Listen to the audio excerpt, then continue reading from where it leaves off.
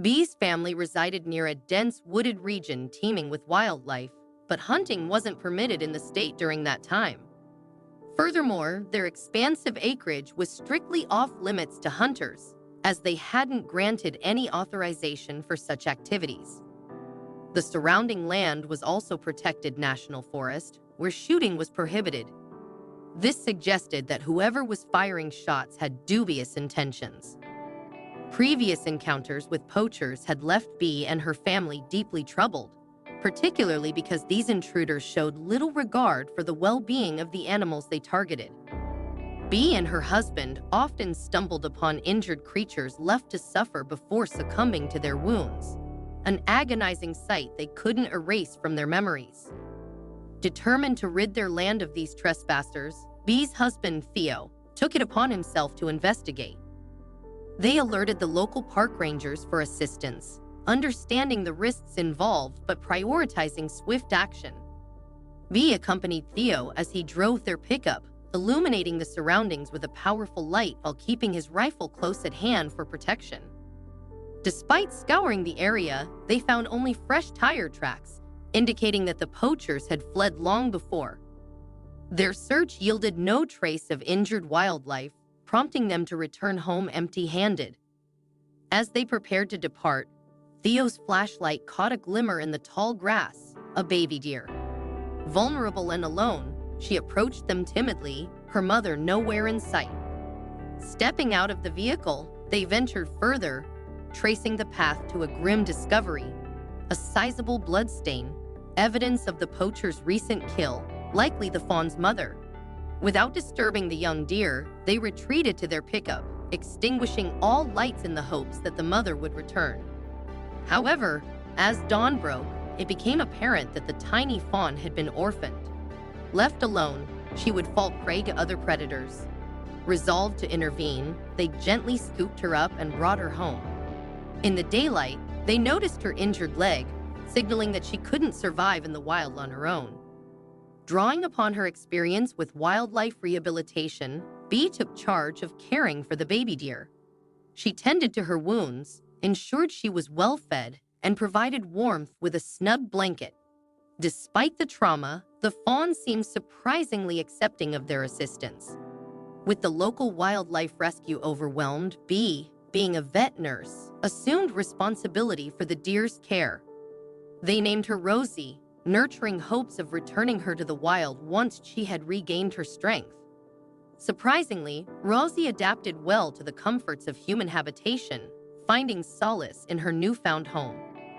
Despite being housed in a small barn outside, Rosie had a knack for finding her way into the heart of the household, specifically the kitchen, where the promise of tasty treats awaited.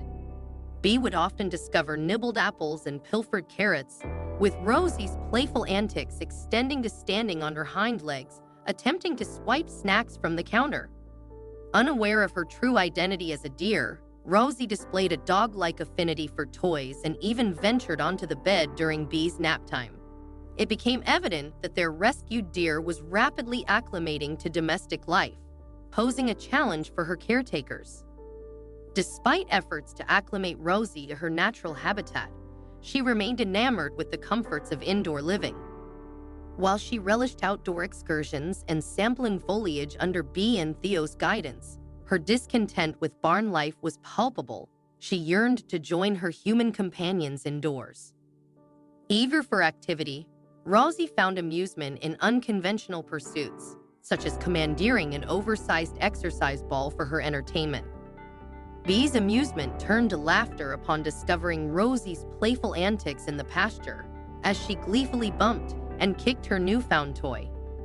Despite her undeniable charm, Rosie's growing affinity for human comforts presented a unique challenge for Bee and her family as they navigated the delicate balance between nurturing Rosie's wild instincts and safeguarding her newfound domestic tendencies.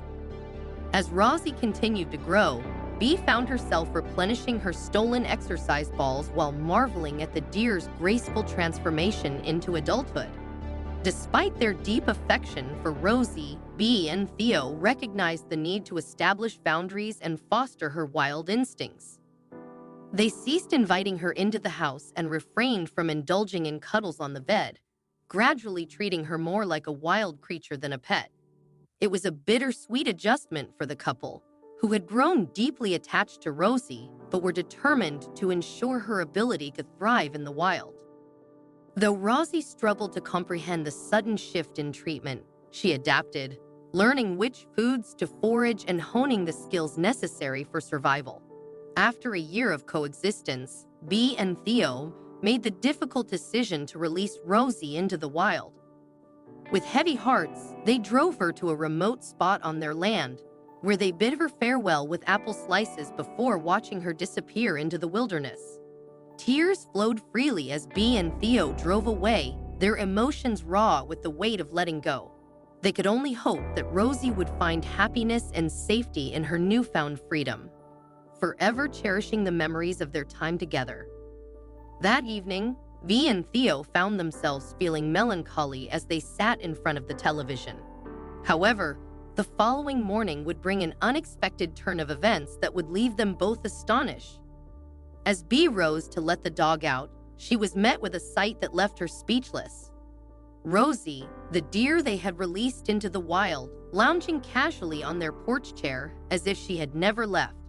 It seemed Rosie had returned, perhaps under the impression that she had been inadvertently left behind in the woods. While her presence brought joy to the couple, they remained committed to giving her a fair chance at living in the wild.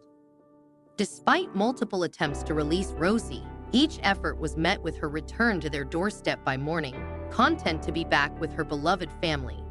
It became clear that Rosie had no interest in solitary wilderness living. She simply wanted the best of both worlds. Accepting this, Bee and Theo decided to grant Rosie free rein over their property, allowing her to come and go as she pleased. Now, Rosie enjoys the comforts of both indoor and outdoor living, often found snacking in the kitchen or exploring the forest at her leisure. With the freedom to roam while still being surrounded by her human companions, Rosie has found her own version of happiness, a life that perfectly balances the wild and the domestic.